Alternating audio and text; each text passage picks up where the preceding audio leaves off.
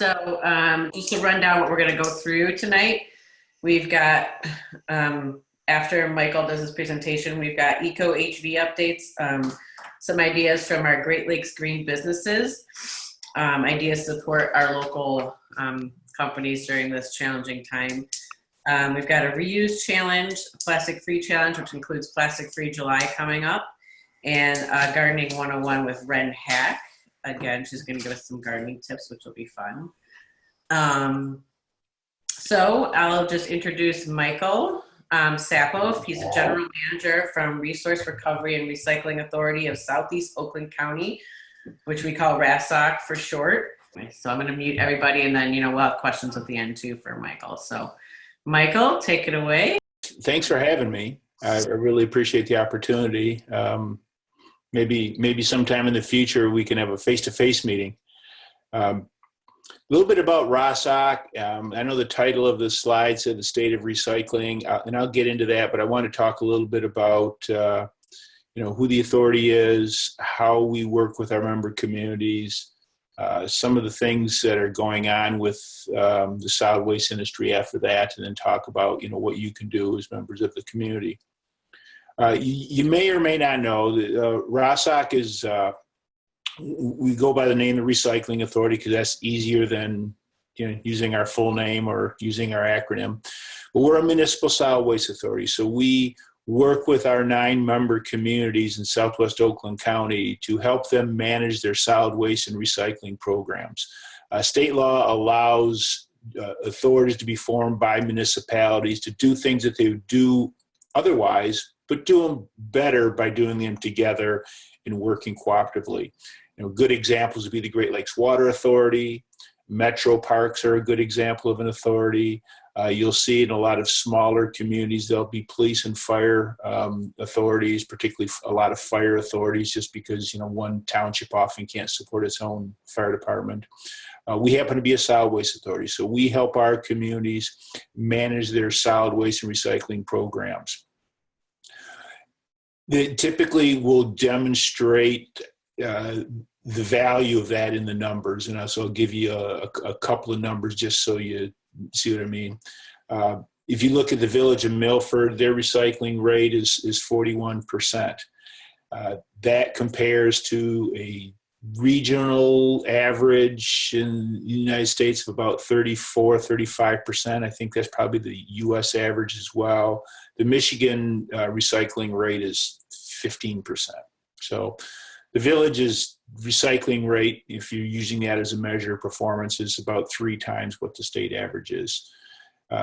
The solid waste expenditures of the village are 8.3% below average on a per capita basis. So long story short, by working cooperatively with public-private partnerships and good private contracting and good procurement practices and having a good sharp pencil, the village spends less than their peer communities while performing better. So that's the value of having an authority. So that's really where we bring value to the communities that are members of the authority. So as you probably know, the recyclables that get picked up in the village and in the township and in a lot of surrounding communities are brought to our material recovery facility in Southfield. That's a processing facility to which material is delivered and collected and then delivered and then sorted into the various commodities. All those materials go into the global commodities market, and those commodity markets are dependent upon a lot of things if you're talking simply about the value of the material. Global economies, trade policies, the current state of the domestic economy, oil prices. There's really those are just a few of the factors that influence the value of those materials as they go back into the value chain. But of course, the value chain isn't the only reason why we recycle. In fact, it didn't really start out that way. It started out because we wanted to save landfill space. Landfill space is there's plenty of it in Southeast Michigan, but that doesn't mean we want to waste it by putting valuable resources into those holes in the ground. And so recycling allows us to do that. It also allows us to conserve natural resources. Life cycle analysis will show that, manufacturing with recycled materials creates less pollution, demands less energy, generates generally less waste, while at the same time creating more jobs and creating value out of something that we might otherwise want to throw away. The challenges with recycling are, there's a lot of them out there. The biggest challenge, quite honestly, other than the global commodities market always being in a state of flux. And in my career, I've seen it spike, I've seen it plummet, I've seen it stay stable, and everything in between. It's been on the downside in terms of value for a while, primarily because the global markets have kind of got locked up a couple, 3 years ago when China decided they weren't going to take any more material. And so everybody in the United States, for example, that's recycling has to find a domestic home for that material. The good news is that the material does have a home. It all gets recycled, or I should say, 85% of what comes into our facility gets recycled. I'll talk about that in a minute. But at lower prices than we, have enjoyed historically. But there's been a lot of domestic investment in processing materials, particularly when we're talking about paper materials. There's been a lot of investment in the Midwest and a lot of investment on the Eastern Seaboard in both paper and plastic. And so we think for the long term, we'll see a return to value of those materials, but it presents some short-term challenges. But the biggest challenge that we have when it comes to recycling is the fact that when we develop a system, it's designed to collect certain materials at the curb and process them into the various commodities and then ship them off to market.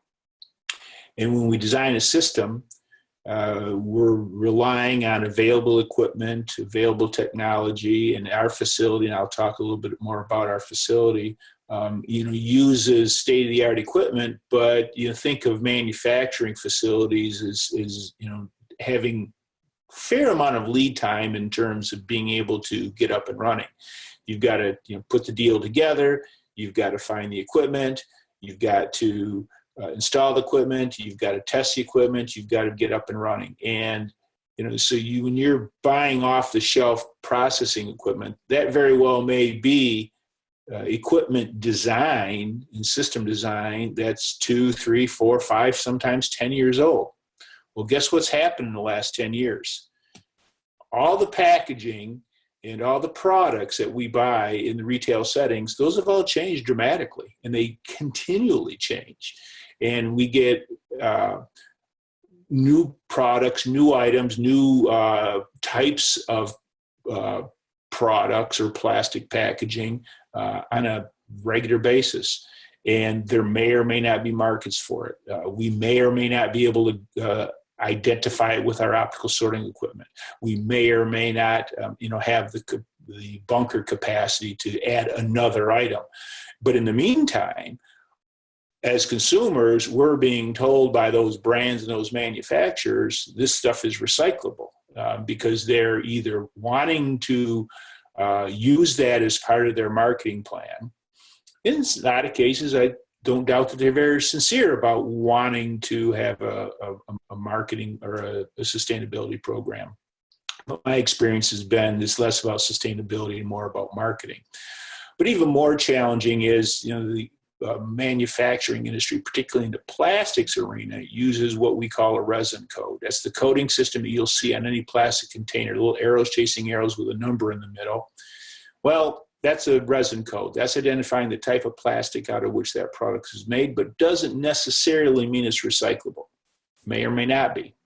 The FTC has regulations about what you can say in terms of the recyclability of your content of your packaging, but it's rarely enforced. And you'll see a lot of packaging out there that'll portray itself as recyclable when in fact it's not, or it just happens to look recyclable because of the resin code. So people understandably put it in the recycling cart. And so as a consequence, what ends up happening is we get a lot of material that we just can't process. And we have to, throw a fair amount of material away because it ends up in our facility and it's not recyclable. And that ends up being about 15% of everything we get at a facility like ours. Now, the communities that we represent, basically South Line to Southfield along that I-96 corridor, including the village and the township of Milford in between. Those communities actually, their recycling rate, or I should say their residue rate, the contamination rate, is actually closer to 9 to 10% because they do a much better job. And I think that's a testament to the communities themselves and the residents and homeowners trying to be knowledgeable about what is recyclable, and then obviously the municipalities making an effort to educate homeowners. But only about 20% of the plant's capacity in Southfield is comprised of material from our 9-member communities. We have a public-private partnership with Republic Services to operate the facility, and they bring in enough material to use the vast majority of the plant's capacity. The reason we set it up like that is years ago when we realized that we wanted to have public investment in processing capacity for recyclables, we knew that we couldn't build a facility that only met the needs of our 9 communities, and actually we were only 7 communities at the time, and achieve any kind of economies of scale. So we entered into a public-private partnership so we could build a facility big enough to be able to handle material that would not meet not just the needs of our member communities, but any private sector operator that we brought in to rely on their private sector capital and their private sector expertise. So contamination, does tend to be a problem for us, and that's, gets back to the issue of it might be technically recyclable, but it's not practically recyclable, or it's just simply never, should have been in the cart in the first place, because we do get people that'll just throw stuff in the cart because they're engaged in what we call in the industry wishful recycling. People want to be able to recycle something and they throw it in and cross their fingers, and it turns out that, can create problems for us. What I want to do is I want to talk a little bit, from the standpoint of our website about some of the things that you as homeowners and residents can do, and information that you can share with your friends and neighbors and family members about how to, engage in best practices. And then I'm happy to answer questions as well. By the way, that picture, a friend of mine, high school friend of mine who lives in Hawaii, took that picture. Wow. I told him it's my new my new desktop. I owe him some royalties. So this is our website. Can everybody see this? Yes. Okay, so forgive some of the design flaws. We're actually in the middle of a website update, and so this design is a little bit stale, and it's got you might find some dated information on it, but this will get us where we're going. If you go across the top, you'll see the home button, then there's a recycling tab. If you go to the recycling tab and let that drop down menu come down, you can go over to curbside recycling. That's kind of what I like to do in terms of getting people to where I want them to understand what's on the list of recyclables. Because this is really what you want to go by. You want to go by something like this list or something like this PDF, which we have, which is downloadable. Oh, and by the way, the Milford Township and Village of Milford websites, you can get most of this information either directly on those websites, or you can get to our website from those websites. But this is a PDF that you can access online. You can access it and download it if you like. And this really gives you the rules of the road, so to speak. What is and isn't recyclable. Some yeses, some examples, and some big no's they're problems for us. And we want you to rely on these lists as opposed to anything that you might read on any product packaging. We try to update this list as new products come online. But again, you'll see new products come online that will label themselves as recyclable. And while they may be recyclable from a technical standpoint, if there's no downstream market for that material, it's really not practically recyclable. So we don't want to encourage putting stuff in the carts just because someone says that they're recyclable. So if we go back to the home page, the other thing that I wanted to show you on here, and hopefully this won't be too laggy, one of the things that we have on our website that is also on the Village website, and we have a mobile version of this and an Alexa version of this, is our recycling directory. And this recycling directory is designed to really allow you to find out what to do with a particular item. So for example, if I type plastic bags in this list here, well, it'll come up as plastic film, and if I click on plastic film, it says put that in your garbage. If I have, say, for example, motor oil, it'll tell me you take it to one of the household hazardous waste events. Don't dispose of it in the garbage. If I have, let's say a number two plastic bottle or container, a Tide bottle or a milk carton, for example, it'll tell me all the different things I can do with it. Put this in your curbside recycling or take it to one of our drop-offs. You'll see a link to our Southfield or our Novi location. And so this is one of the tools that we have readily available for homeowners to look up what to do with certain things. There's a free mobile app, both on Google Play or the Apple App Store that you can get, and there also is an Alexa version that you can download, and so you can just ask Alexa how to get rid of something once you enable the recycling directory. Some of the other things that we have on the website that can give you some more information, we have this resource guide, and as I mentioned, the design here is a little bit poor, but this font should be bigger. But if we go to this resource guide, this is something you may have received in your mailbox, probably 2 years ago now, but we still have the electronic versions available, and you can get all kinds of information on here, including, not just for your community, but neighboring communities. Here's Milford Township, for example. And if you scroll down in here, you can find out, who do you contact with questions. For example, if you live in the Village, if you have a question about curbside collection, you can call the Village office. If you have a question about curbside clothing collection, you call Simple Recycling, which is the orange bag collection program, which has been suspended until the stores open back up. They collect those materials and take them to a resale shop, and since there's no place for them to take them, they can't collect it now. And if you have, a question about what to recycle or household hazardous waste, our number and websites listed here. There's all kinds of information on here about details about how to get a cart. For example, if you live in, the Village of Milford, you can get a 64-gallon cart on wheels for recycling. You call the GFL customer service at the listed number or go to their website, and you can get that delivered to your home.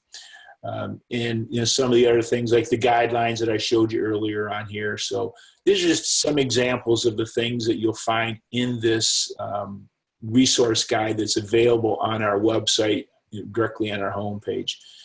We'll have a schedule of household hazardous waste events that you can see here on the left-hand side of the screen. Unfortunately, 4 of them for this spring have been canceled. We do have 3 others in the calendar for July, 1 in July and 2 in October, and we're working on scheduling some special events as well. One of the other things that's on here, and I'm not going to click on it, but you'll see right in the middle of the screen, there's a video. If you go to that video, and you can expand it with this little button here, and it's a video that we put together last year about the processing facility. So it takes the explanation about recycling from the curb all the way to the marketplace. And it spends a lot of time showing you the facility that we have for recycling and how those materials are sorted out. Down at the bottom, you can sign up for hazardous waste notifications. Actually, it's our newsletter. Or I'm sorry, that's to find out what's accepted. Up here, let me see. Somewhere on here, we have a place you can sign up. I'd have to look for it. But somewhere on this website, you can sign up for an electronic newsletter that we send out on a monthly basis as well.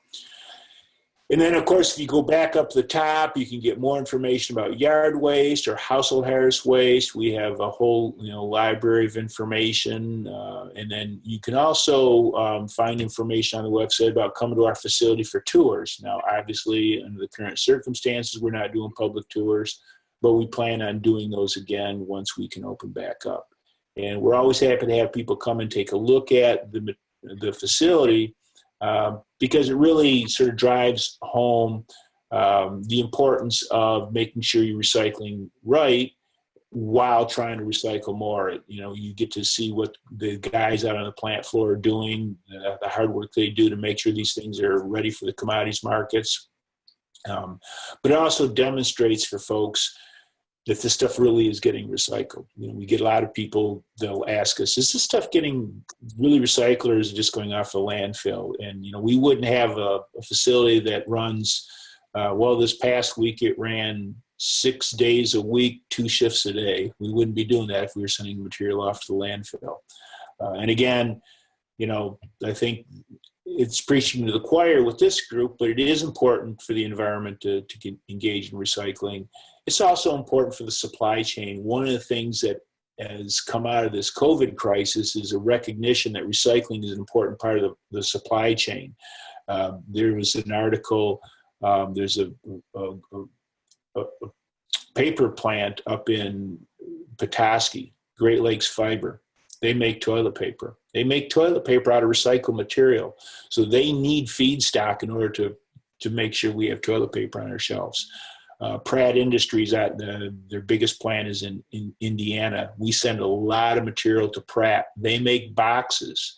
So in order to be able to ship stuff to your home via Amazon, or to ship medical supplies or food or sanitation supplies to retail stores, we need to be able to put those things in boxes. And so they use recycled content for those boxes. So it's an integral part of the supply chain.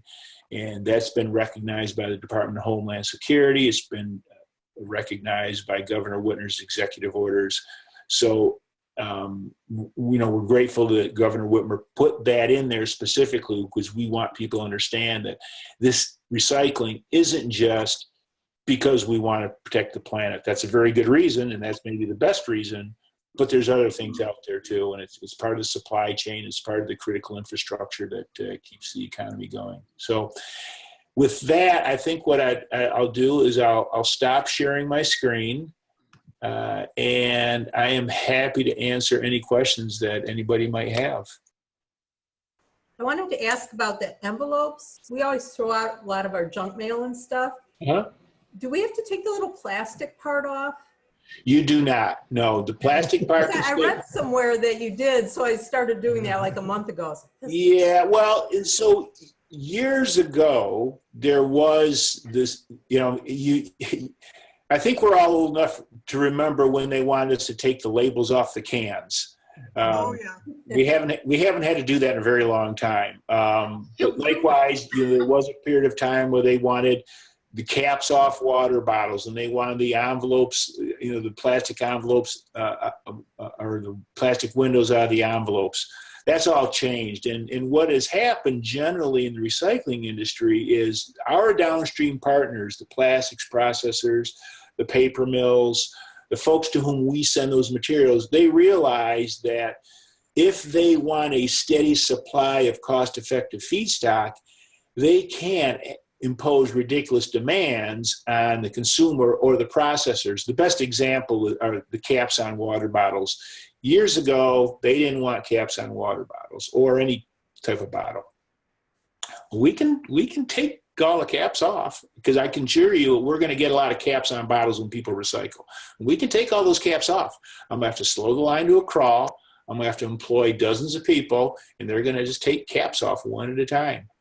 Well, that's not very cost effective. And if the plastics processors want that material cost effectively, they're going to have to accept caps.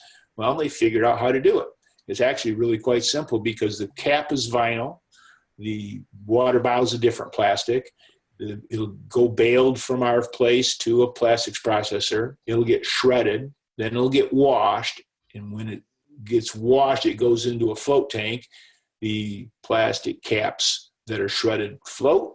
The rest of it sinks, and they skim it off. And now they've got two valuable commodities, all but just by using the buoyancy of the plastic. And it was a low-tech solution to a feedstock problem that they solved. And so we've seen over the years, paper mills have done the same thing with not requiring homeowners to take staples out of their junk mail, or overly worrying about paper clips or the plastic windows on your envelopes. Those things all get screened out by them. So that's something you don't have to worry about. And by the way, if you haven't noticed, if you ask me a question, you're probably going to get a long-winded answer.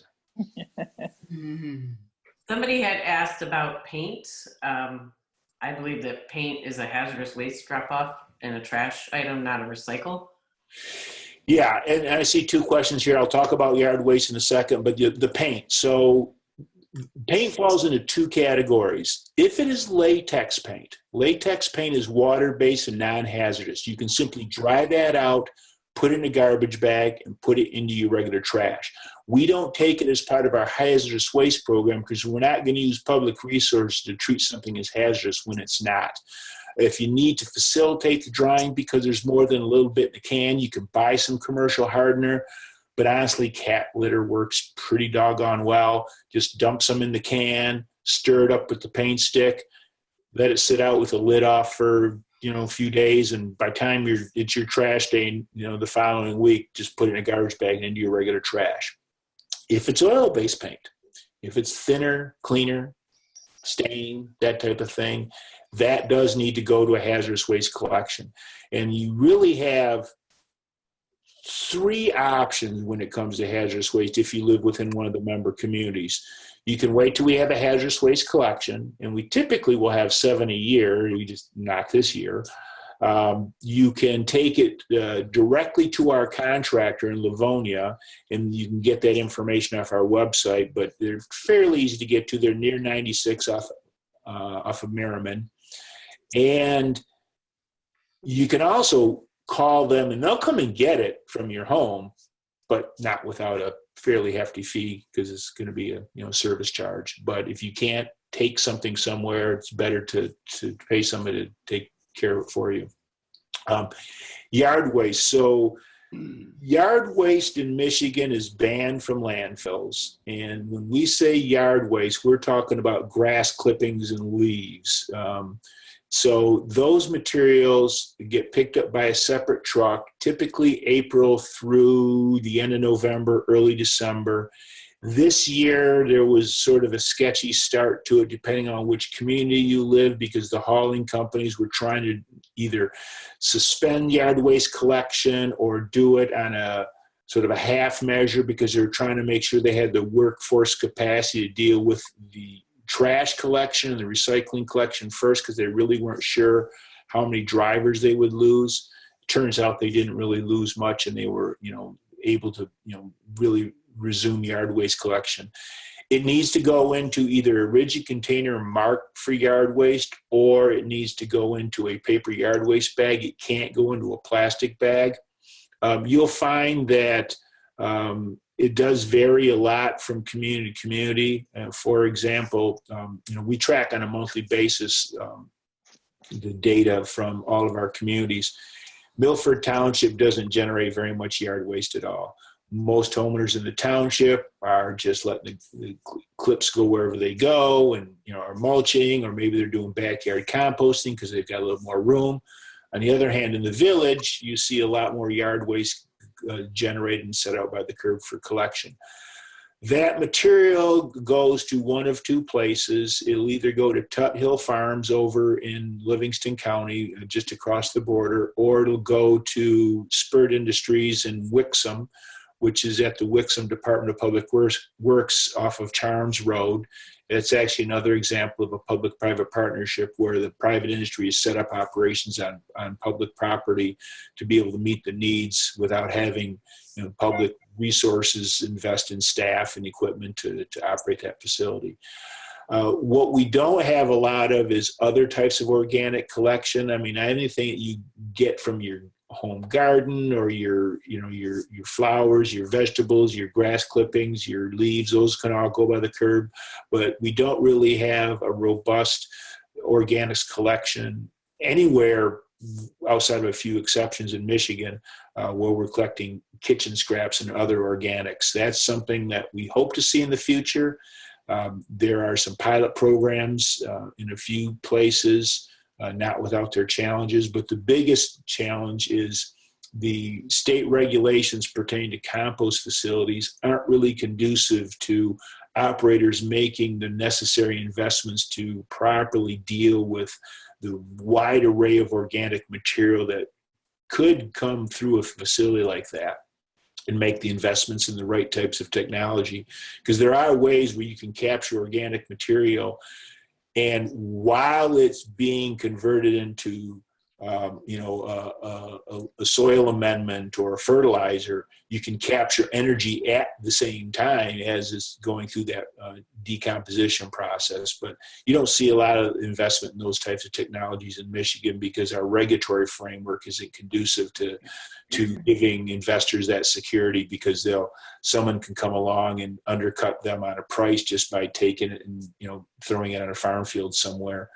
There are movements afoot to improve upon that, and hopefully we'll see that in the future so we can divert even more organic material from the landfills. You will see the landfill industry, while I have the floor, suggest that we should put more organic material in landfills, including put our grass and leaves back in the landfill. Their argument is that it generates methane, and we can convert that methane to energy. But the problem with that is not only does it consume landfill space, requiring us to dig more holes in our communities for more trash, but it's a very dirty form of methane that is not without a significant amount of problems when it's captured, and the methane capture systems can't even capture all of it. So it's very problematic, and there's plenty of data out there to support that position. But hopefully some point in the future, we'll see a more robust materials management framework, which is the state-of-the-art phrasing that regulators will increasingly use in the state of Michigan. Other questions? Any other questions, or should we move on? Well, I appreciate you having me. If you do think of any questions down the road, feel free to reach out to me.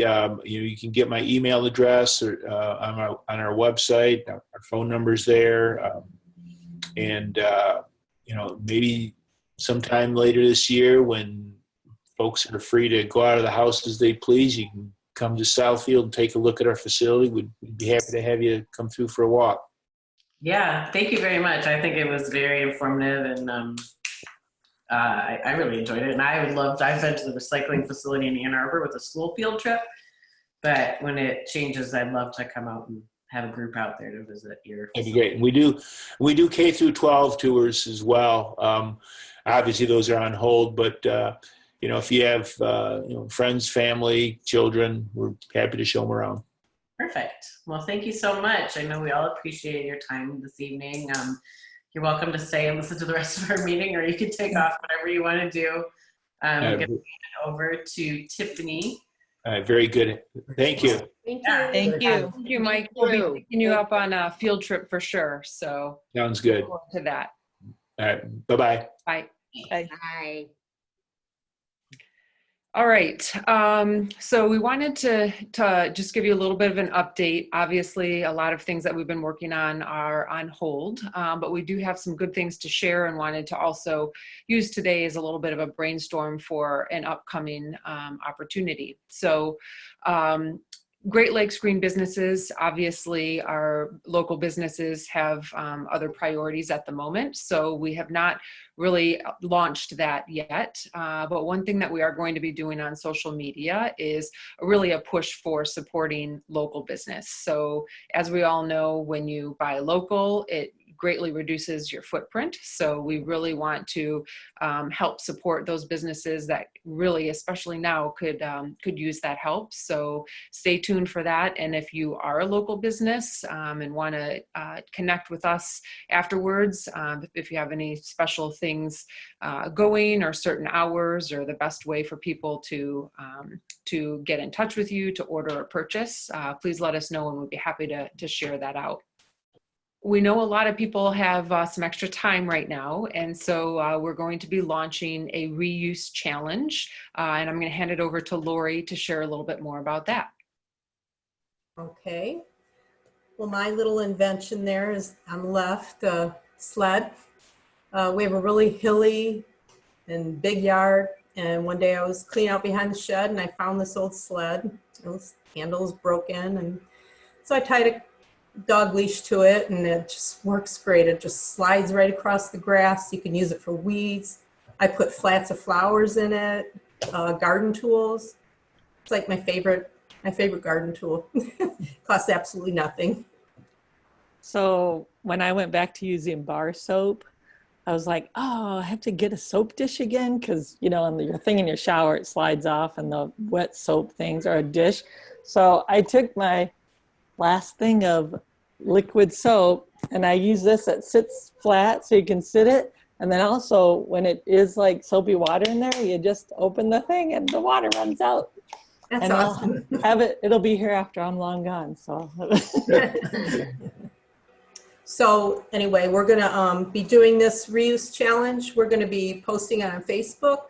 I'll post these two on there, and anybody who wants to add them, you can either post it right on Facebook, or if you're not on Facebook, you can email them to Tiffany, and we'll get them on there. Very good. Thanks, Lori and Holly. It's always awesome to see those creative ways and things that you wouldn't think of, or you know, just and how practical it becomes. So that's great, and that's what we're excited about sharing with all of you and hearing your ideas to learn some other key tips. Plastic-free July. This is something that we have talked about on the previous few meetings, and we're going to go into a little bit more detail in a few minutes, but that's something we have been working on. I just wanted to do a quick plug again for our plastic pollution petition. So we're keeping this online. If you have not signed it already, we would appreciate you to do that and to pass it along. If you have your phone handy, you can put it up on the camera mode and scan the little image, and it'll pop up a link to do that. Styrofoam. So what was it, Christmas, I believe, we did right after Christmas a styrofoam drive, and to help accommodate all of the holiday gift packaging. And right now, we know one of the ways that we can support local business and local restaurants is to get carry out. And if you have been doing that, you'll see there's a lot of styrofoam. So please make sure it's clean and dry, save it. We will have another styrofoam drive coming soon. So details will be coming as soon as we have more information on that.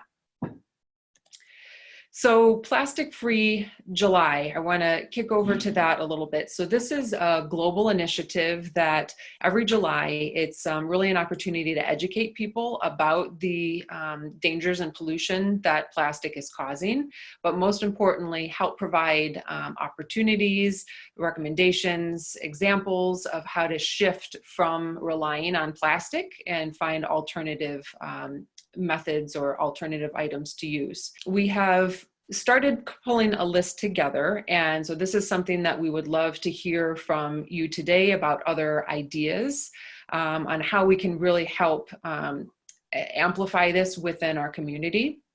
So our June meeting, so next month, we'll be kicking off with problems with plastic. So Daedra will be speaking about that in much more detail. And so that'll be kicking off the month coming. As most of you know, we had for April and Earth Day, the trail and water cleanup that we had to postpone. So we were speaking with Christian recently and would like to, as long as things progress forward, and we can meet in smaller groups, would like to do that and try to set up different, very small groups for trail or water cleanup, just to help really get, if any of you have been walking, I know we've been taking bags, but it has been terrible everywhere. So great opportunity to try to hopefully get something going there. I believe last month we had also talked about possibly a virtual movie. So the Story of Plastic launched in April 22nd on Earth Day. And then there's the, a few years old now, but A Plastic Ocean, which has been a great one. So if there's interest there, maybe throw in the chat if you have seen one or haven't seen one, or feel there might be a better interest in one than another.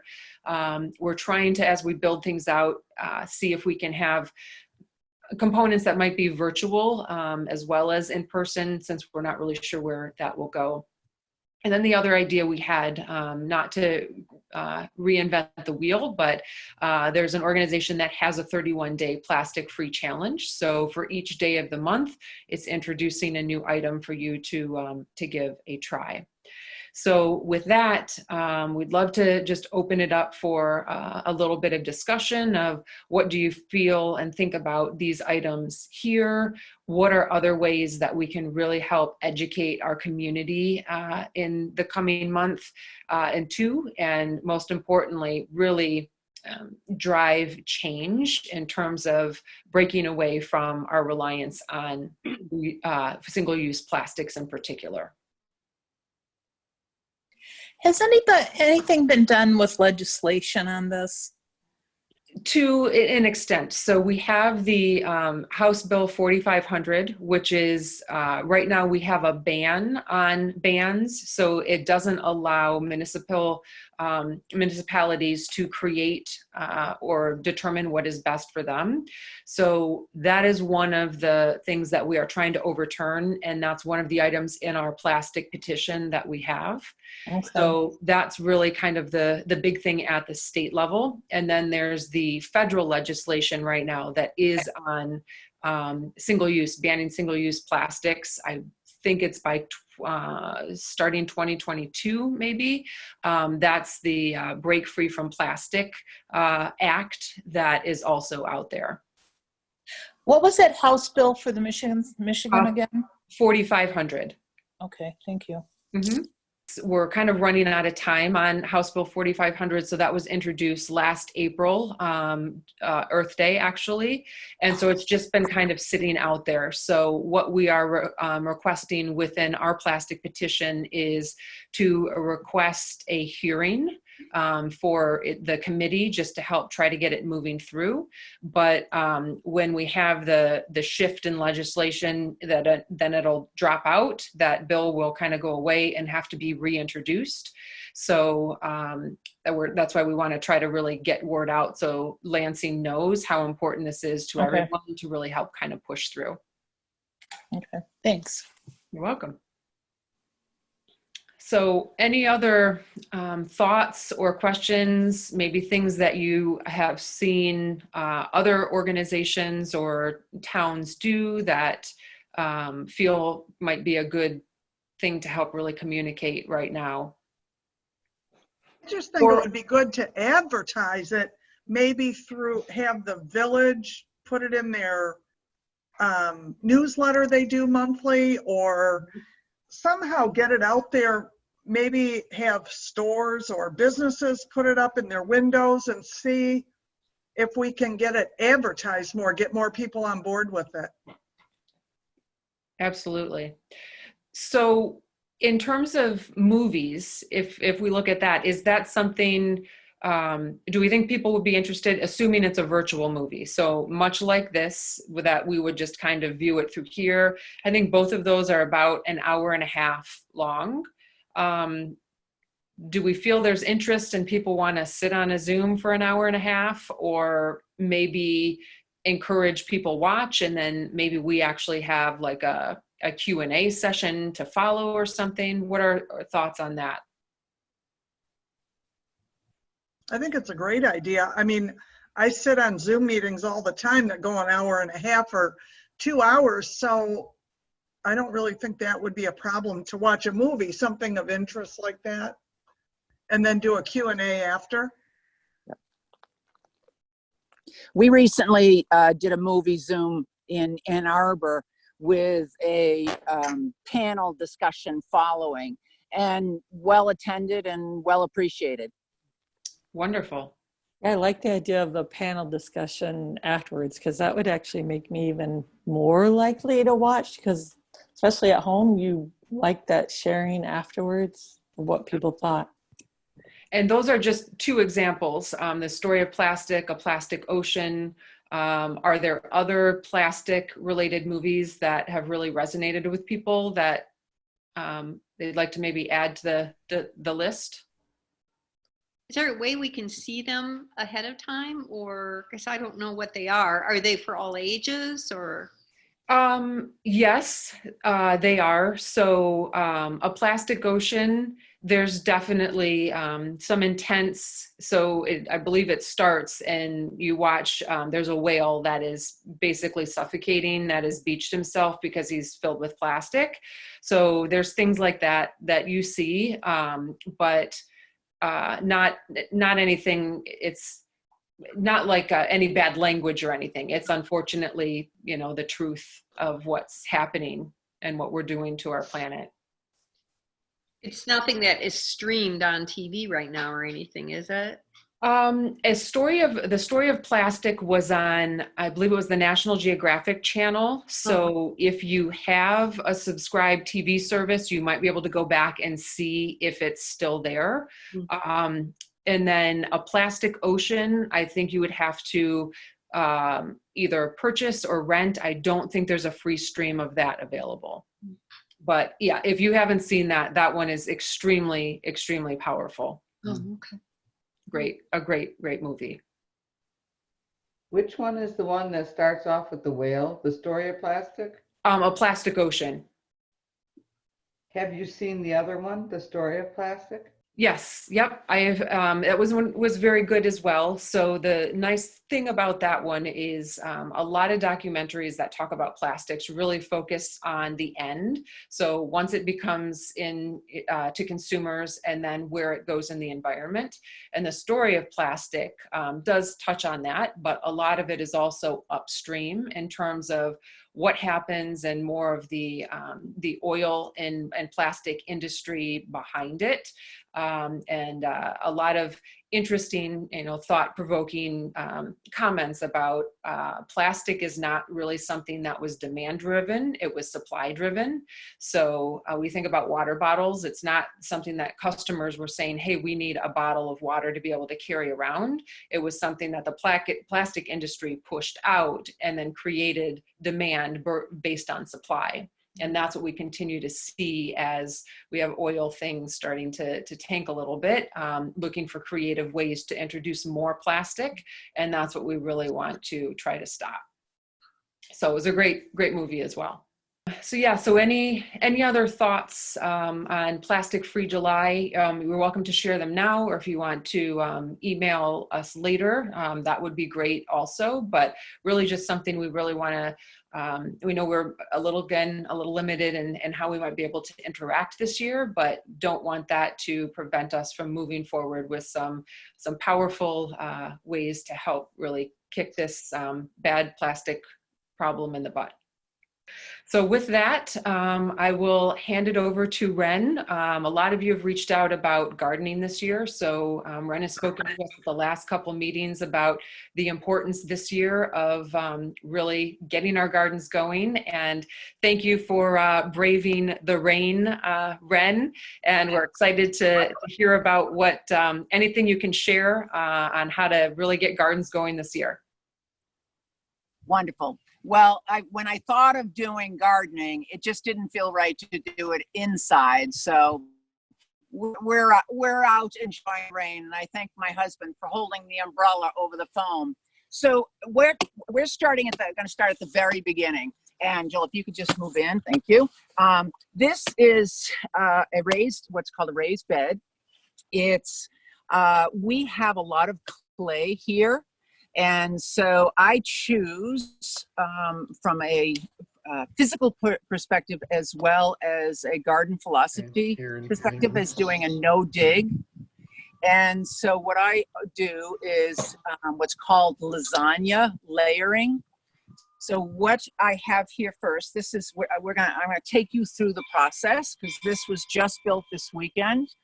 And this is, can you see the actual garden? I want to make sure you can see what we're looking at because Yes.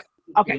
So what we have here is obviously it is not yet full. I have put in the first layer, which is actually, you can look, it's manure from my chickens and goats and turkeys. I put in coffee.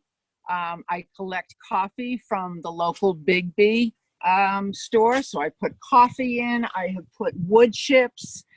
I have also put ash. Ash is wonderful because these chunks, you can see that those chunks are what's called biochar, and they are carbon. And so when we add ash to the soil or to wherever, and you'll see different spaces, whether it's compost or a pile that I'm going to show you in a bit, it's adding carbon to the earth, which actually remains for like 200 years. So it's a wonderful amendment. Some people say don't add it directly on top of your plants. I don't tend to do that unless they are potash loving plants. But what I do add it to is the lower layers of the garden. So like I said, we have already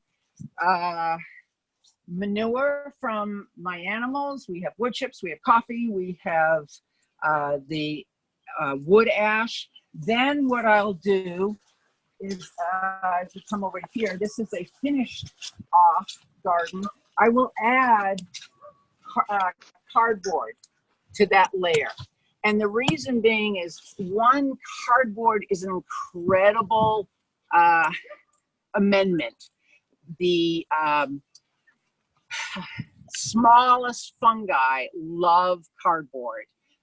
It's the scientists have discovered it's the glue that's in cardboard that acts like a sugar to them, and so it draws in the wonderful little bugs and amoebas that actually help aerate the soil.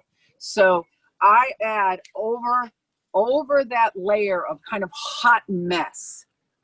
That's too hot to plant directly on. So I will add the layer of cardboard that I get from Amazon or whatever deliveries. Then I add soil along with compost. And that's what I'm going to plant into. We're going to come over here first because I want you to see. I have yet to plant in that, but I have planted in this one are my strawberries. I planted these probably 3 weeks ago. And because obviously we were still within the frost period, I covered them with the straw. And what I love about straw is it too is an amendment. It will biodegrade quickly. It has seed in it, so it will get your little greens sprouting up. But it's very easy to just scratch along the surface, and the grasses immediately come up and get added in with the straw. And if you look underneath, it's already starting to break down.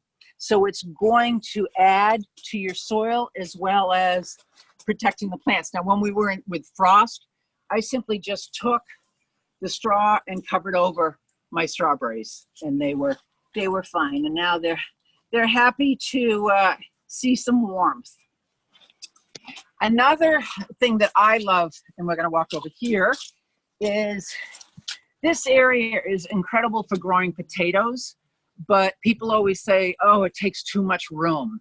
I actually grow potatoes in a bag.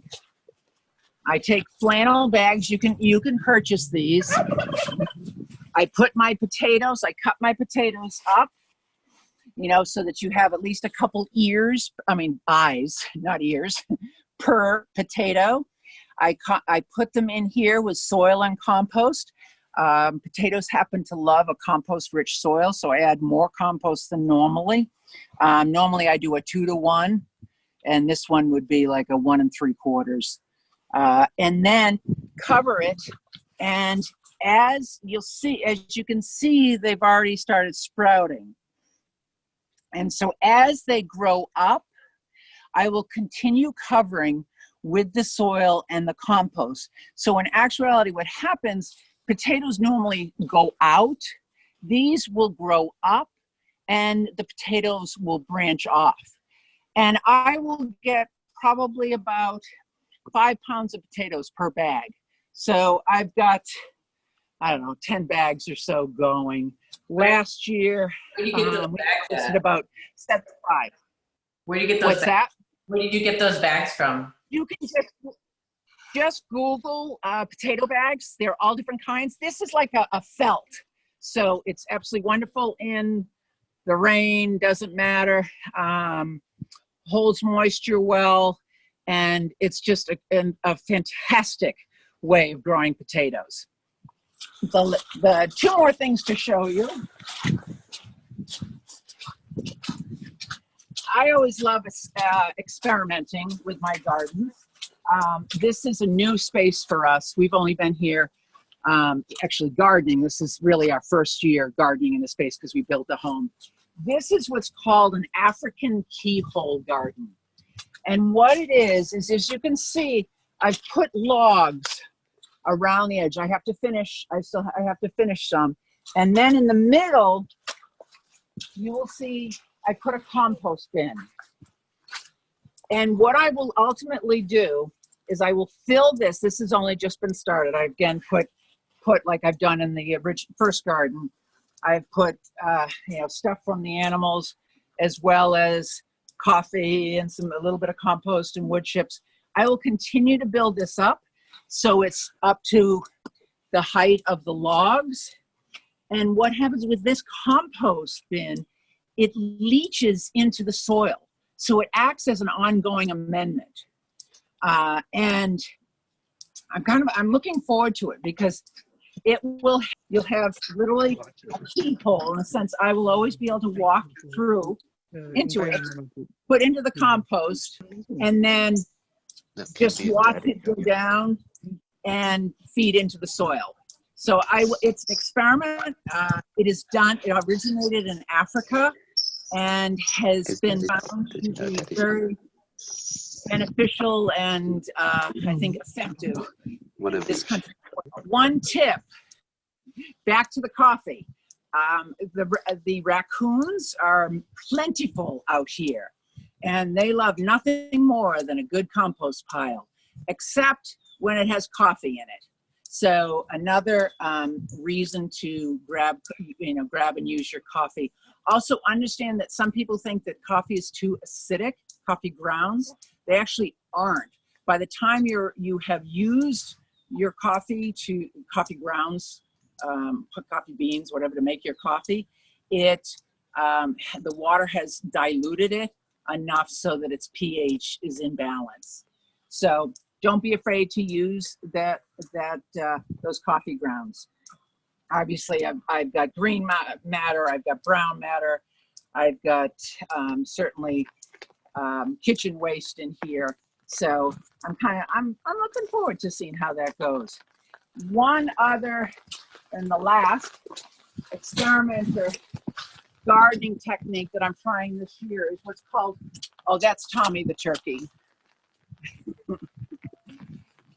he wants to say hello. Is what's called a hugelkultur garden. And what that actually literally means is a hill garden. So this is it. You can see on top, what I've done is covered it in Dundale spring peas, which is a wonderful nitrogen-rich ground cover. This was this garden was built literally by, originally started with logs, then I added branches, then I added horse manure, wood ash, newspaper, pretty much any biomass that I had, and kept building it up and building it up, filling in the spaces. It's old pot of soil that I threw in there, and then covered it with compost and soil. And the benefit of this is that as it continues, through this year and next year, the wood provides nutrients and also moisture. So it's an incredible biosystem of its own. And the reason I just covered it with a cover crop this year because one, I want to continue feeding the soil, but also the peas are wonderful for my bees. So, and the type of pea it is, it's forage for my animals. But hugelkultur is a fantastic way of using old logs and bark and pretty much old branches. Over here is one I'm still building. It's quite a large one. So you can see I've got, it's literally looks like a mess. It's branches, it's logs, it's coffee grounds, it's newspaper, it's radishes in here. And eventually I'll just keep adding to it, building up, and ultimately this will become a shade garden. So I sent a whole bunch of resources to Tiffany. She can give them out to you. I mainly use permaculture as my gardening techniques. I feel it's more sustainable. But I'm always up for trying new things, as you can see. And I'm a big believer of don't put more work into it than you have to. And also, what I tell my team is gardening, especially if you're not a professional farmer, it's trial and error. And some things will take off wonderfully, and some things you'll be like, okay, next year I'll try it again, or I won't bother with that. So thank you, and happy gardening when the weather turns a little better, which hopefully is tomorrow. Well, can I ask you something, Wren? Sure. A quick question. So you had that hot layer, in your first raised bed, you called this.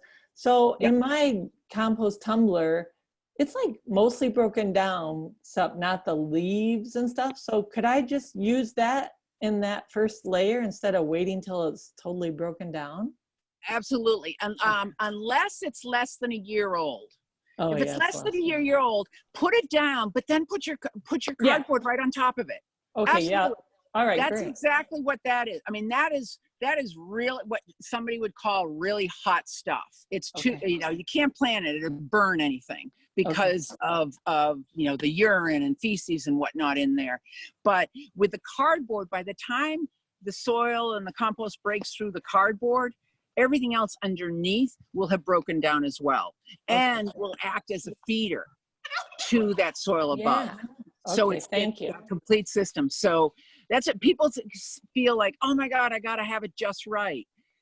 When you've got, it used to be we used newspaper, and we still do. I mean, I still use newspaper, but I really love the cardboard because, again, as I mentioned, the microbials love the cardboard more than the paper, and it's a thicker surface, so it takes longer for things to come through.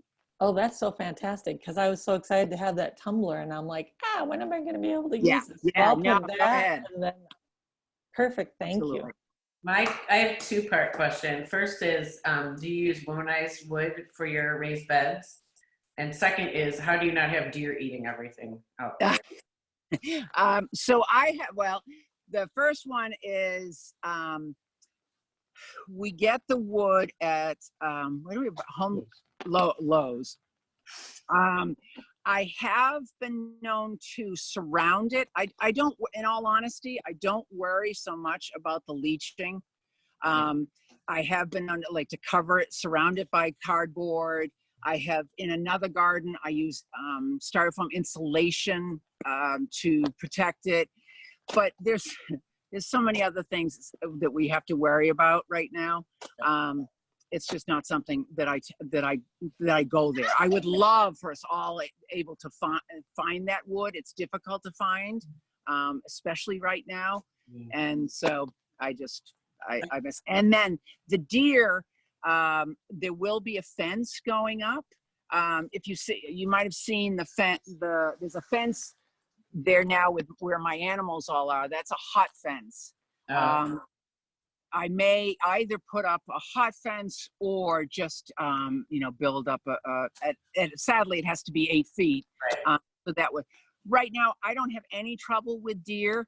I have a hole in the front of my house.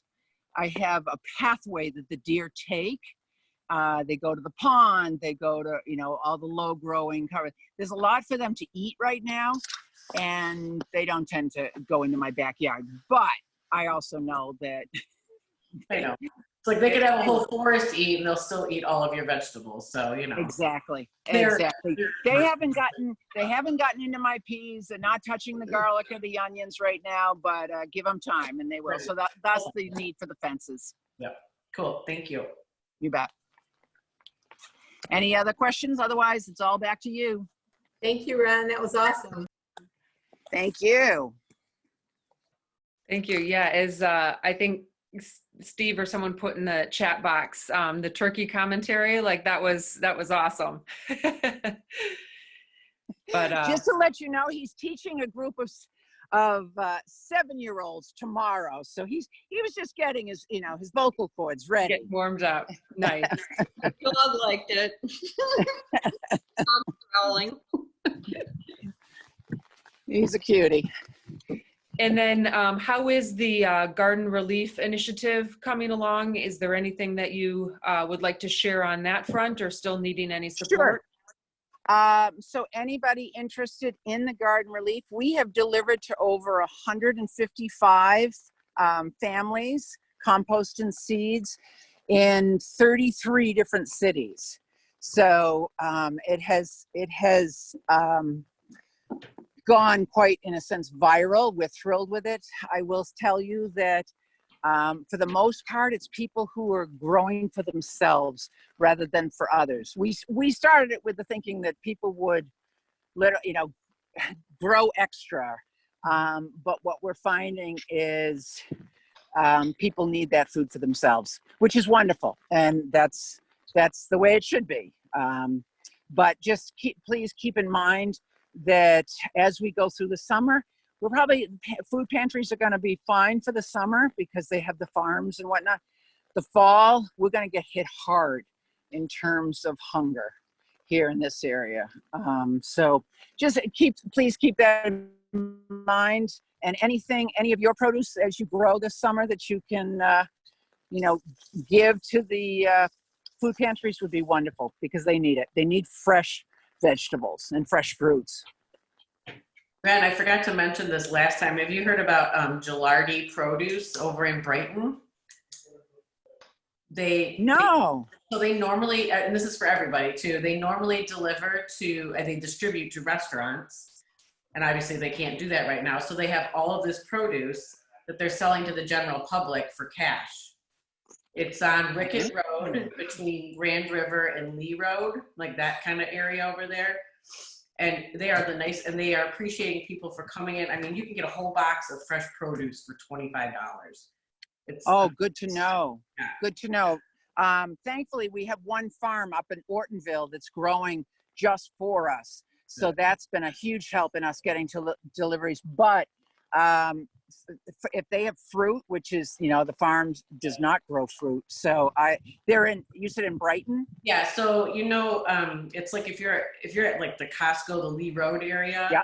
You go back towards Rickett. It's on Rickett between Grand River and that Lee Road kind of area. Oh, it's like wonderful. an industrial area. There's they built a memory care facility right across the street, but they just got a sign out there that they spray painted on fresh produce, and you go in there and you have to pay cash. But I mean, they have prices on everything, but they literally just look at it and go, $25, whatever, and you get fresh produce.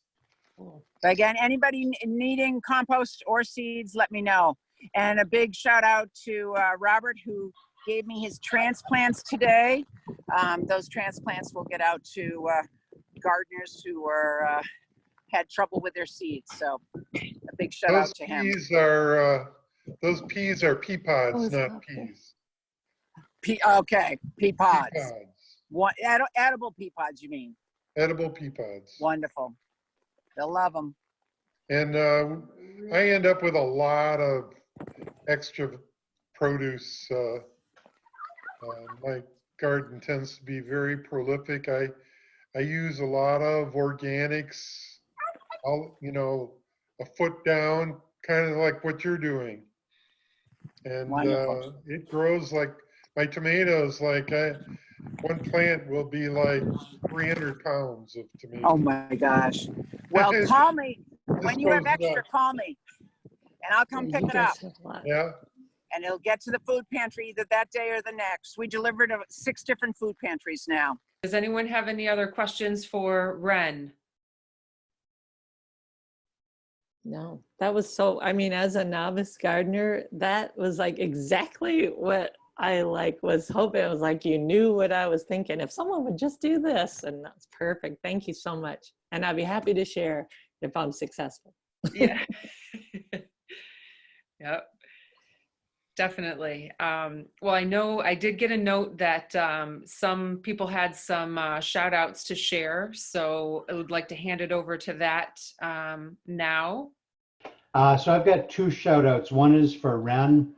4 months ago, she made a presentation where she talked about using parts of produce that you would normally just throw out.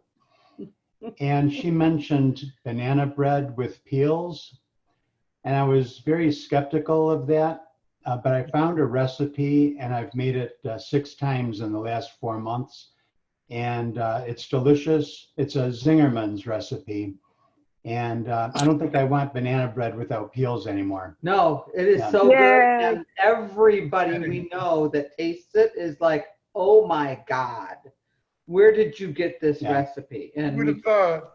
My granddaughters, we said, hey, we're going to give you some banana bread, but you're going to eat the peel too. No, we're not going to eat the peel. Yes, you will. It's awesome. Oh, wonderful. And that Zingerman's recipe is wonderful. The best. Yeah. Well, my compost pile loves those peels too, so it's a toss-up. Yeah, my other shout out is for Mark Kreiderman and his company, the Green Panel. In the next few months, we're going to have a 16-panel solar array and a Tesla Powerwall 2 battery. So we'll actually have a switch we can disconnect from the grid and go for just days providing our own electricity. Wow, that's awesome. Congratulations. Very excited. You have to tell us all about it once it's installed. Oh, believe me, he's been watching so many YouTube videos about how to chart the graphs and what appliances are using what and everything. And he will do, there'll be the whole electronic layout of the geeky thing will be off the charts. Is it the solar panels that have that tell you what's happening right in the panel from your cell phone? Yes, each panel has its own microinverter. With that app, you can see exactly how much electricity each panel is producing. Yeah, that's so cool. And they're a little bit behind because of the whole COVID thing. So they have told us today that they will be able to get to us in August. I mean, they're like 50 jobs ahead of us. This is the most backlog they've ever had. They've got 50 project backlog right now. And they're even taking orders during the shutdown. Yeah. That's when we placed our order, I think about 3 or 4 weeks ago. Yeah. All right. Well, with that, I'm going to just pop up here. As mentioned, our next meeting will be on the topic of problems with plastic, and it'll be Monday, June 15th, 6:30 p.m. And we will keep you posted on the method. Likely, if we get the clear to do in person, we will still, of course, offer a virtual component as well. So please stay tuned to email.